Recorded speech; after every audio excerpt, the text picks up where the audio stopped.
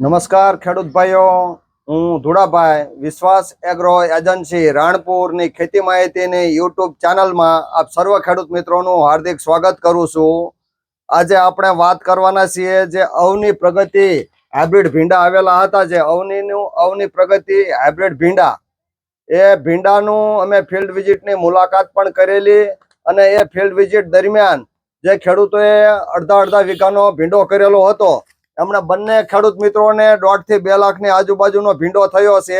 એટલે કે ભીંડાનું પરફોર્મન્સ સારામાં સારું હતું. તો આજે આપણે અવની પ્રગતિ ભીંડો જે વાવેલો હતો એ અણિયાળી ગામના બંને ખેડૂત મિત્ર જે વિરમભાઈ કુંવરખાણીયા છે, આ ઉપરાંત દેવજીભાઈ પોપટભાઈ માલિકિયાના છોકરા છે, જેમણે અવની પ્રગતિ ભીંડાનું વાવેતર કરી અને સારામાં સારું ઉત્પાદન લઈ અને અવનીનો તથા એમનો ડંકો વગાડેલો છે.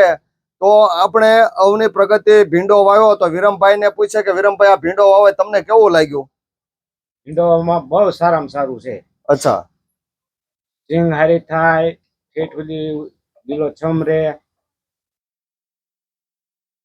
લીલો સમર્યો છે કુદી અને સિંગ પણ હારા મારી. અને હમણાં તમારે સપ્ટેમ્બર સુધી એમને ઉભો થતો ભીંડો. સપ્ટેમ્બર વરસાદ પડ્યો પછી તમે કાઢ્યો અને નમી ગયો પછી કાઢ્યો. ટૂંકમાં હારામાં હારો ઉતારો આવ્યો. સારામાં સારો ઉતારો રહેતો. અડધા વીઘામાં અંદાજિત કેટલાક રૂપિયાનો થયો હોય છે? 1.5-2 આજુબાજુ થયું. 1.5 થી 1.5-2 લાખનું અડધા વીઘામાંથી ઉત્પાદન આવ્યું. એટલે જો ખેડૂત મિત્રોએ વધારે ઉત્પાદન લેવું હોય અને સારામાં સારા પૈસાની કમાણી કરવી હોય તો ભીંડાની ખેતી કરવા જેવી ખરી? કરાય જ તે. કરાય જ ને? કરાય જ તે. અને લેણામાંથી ને બહાર નીકળે છે અમુક માણસો, લેણું થઈ ગયું છે તો કદાચ પૈસા હારા મારા મળે તો પણ એમાંથી ને તમે બહાર નીકળી જાઓ. આ ઉપરાંત દેવજીભાઈ ના દીકરા છે, તો તમને કેવું લાગ્યું આવની પ્રગતિ ભીંડો વાવી? સારું રહ્યું ને? હા, 1.5 થી 2 લાખ કેટલાક રૂપિયા મળ્યા છે અંદાજિત? 1.5 થી 2 લાખ રૂપિયા આવી જાય. હિસાબ કર્યો? આવતા વર્ષે? હા, આવતા વર્ષે વાવવું છે ને?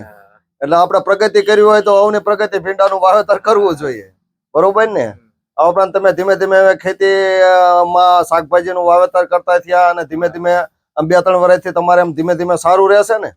2 વર્ષથી સારામાં સારું છે ને? હા.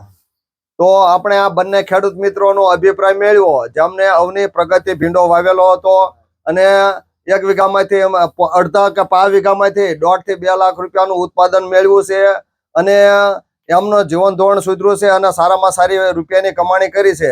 એટલે મારા ખ્યાલ મુજબ અવની પ્રગતિ જે અવની સીડ્સનો હાઇબ્રિડ ભીંડો છે, અવની પ્રગતિ ભીંડો એ ખરેખર આમ વાવવા જેવો ખરો ને? આવતા વર્ષે વાવશો? હા, ટૂંકમાં પૂછવાનું ના હોય. ટૂંકમાં 10 વર્ષથી ભીંડો કરો એમાં આ ઓણ ફાવ્યા ને? 10 વર્ષથી કે ખેડૂત મિત્ર કે 10 વર્ષથી જે ભીંડો કરે છે, આ વખતે સારામાં સારું ઉત્પાદન આવ્યું. ટૂંકમાં અડધા વીઘાથી પણ ઓછું હતું, એમાંથી બંને ખેડૂત મિત્રોને 1.5 થી 2 લાખનું ઉત્પાદન મળ્યું. ટૂંકમાં જો સારામાં સારી કમાણી કરવી હોય અને ટૂંકા સમયમાં જો તમારે પૈસા સારા રળવા હોય તો ભીંડાની ખેતી કરો તો ખેડૂત મિત્રોને ફાયદો થાય. એમાં અવની પ્રગતિ એટલે ખેડૂત મિત્રો જો પ્રગતિ કરવી હોય તો અવનીનો ભીંડો વાવવો જોઈએ. આમ કંપની કહે છે એમ કે અવની પ્રગતિ ભીંડા વાવો અને ઉત્પાદનમાં ડંકો વગાડો.